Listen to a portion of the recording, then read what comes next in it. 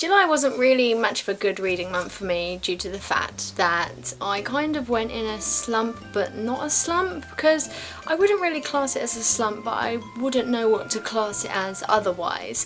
I just couldn't be bothered to read, and when I could be bothered to read I didn't really want to rush anything, and I think I've been needing this kind of month throughout the year, because over the past few months I've been reading like up to 10 books a month, and I think I've kind of burned out. I haven't lost the passion to read, I just think I needed that chance to slow down a little bit, and I think I needed that time to actually digest the books that I was reading rather than just ploughing through loads of books in a month, as I don't think doing that every month is something that is good for you, as you don't really take in the story and you don't understand what's going on, and you're just taking things on face value rather than understanding things in a better way and a bit more in depth. So with that said, I have read 4 books this month, and I'm going to start off with The Night Circus by Erin Morgenstern.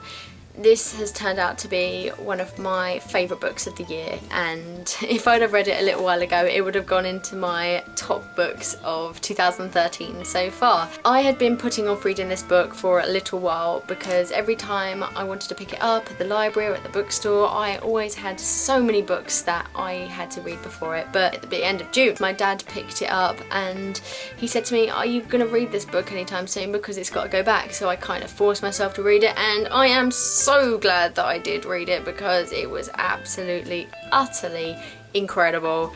And it was just so magical and enthralling, and it was one of those books where you felt so involved in what was going on, and at the end I just didn't want it to end. I just wanted to carry on reading chapters about the circus and about the life and about people that went to the circus. It's one of those books where you felt fully involved with it. I also liked the time aspect with regards to the chapters, because the chapters had dates at the top of each one, and there were certain ones that were in the past and then there were some in the future. It all kind of tied together in the way that something happened in the past and something happened in the future, and you think, oh my goodness, that was because of what happened in the past. I hope that actually makes sense, but it was something that I found really interesting to read about, and a lot of authors can't actually grasp how to do that without making it complicated, but this was spot on and I just absolutely adored this book. Next was The Host by Stephanie Meyer. This is in fact the second time that I've attempted to read this book, because the first time I attempted to read it was a couple of years back and I read about 80 pages and I just couldn't get into it. I just didn't understand what was going on, and that time round I had to read the first chapter about 6 times to get what the hell was going on, and even then I didn't understand. But having a break from it and going back to it with a fresh mind, I totally got everything that was going on, and it was absolutely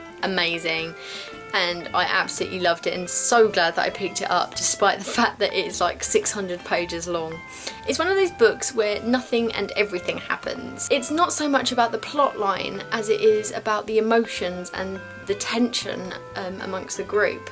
The book is mainly revolving around emotions and trust, and I felt that it was very refreshing to read something like that isn't solely based around a plotline. Yes, there was an incredible plotline, but it wasn't as exciting as some are. I mean, don't get me wrong, I still loved every single minute of it, and it was unpredictable and it was action-packed to a certain extent, but it wasn't as fast-moving as a lot of books that I like to read. In fact, it was completely the opposite in the way that it was such a slow read, but I'm so grateful that I actually took my time in reading this because it was absolutely amazing, and I do not regret reading this one bit. Next I read All Our Yesterdays by Kristen Terrell. I have mixed feelings about this book. I don't really want to say too much about the story or anything like that, but it's one of those books that's a little bit too typical teen YA for my likings, if that makes sense.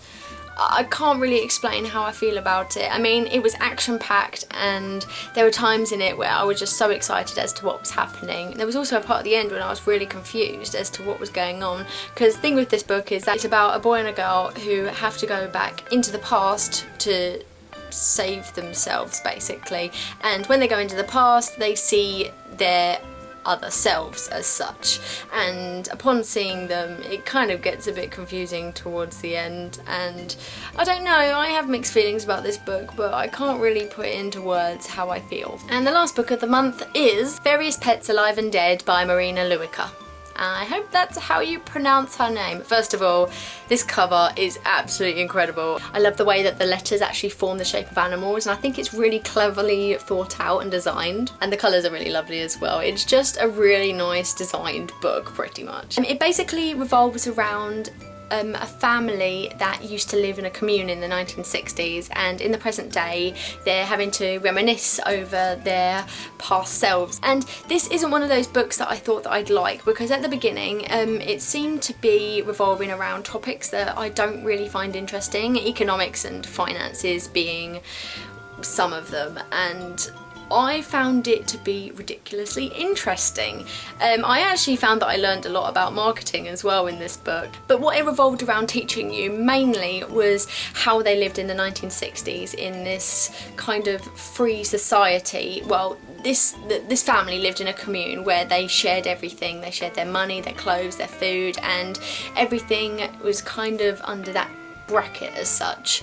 And I found it really interesting to see how the other person lives, because you have your life at home and you live it the way that you do, but you don't really think about the way that other people live their lives. And I believe that this really opened my eyes to different people and different cultures as such, because I kind of class it as a culture in a way. Along with this reminiscing, each character had their own subplot which actually added to their personalities and made you realise how much each character had developed since they were living in the commune in the 1960s. And it was really nice to see how everyone's opinions had changed and what everyone really thought of the way that they were living compared to what they said they were thinking. I just generally really loved this book, and I'm very surprised by it, because it's one of those books that upon the first impressions I didn't think that I was going to like it. This has turned out to be more of a kind of rapid review kind of video more than a July wrap up, because generally in wrap ups you just literally wrap up really quickly what you've actually read, but I've pretty much gone into a tiny review of each of them. Anyways, if you've read any of the books that I have read this month, then I'd love to hear your opinions on them and what you think of them, and let me know what you've read or what you're planning to read soon, as I'm really interested to hear.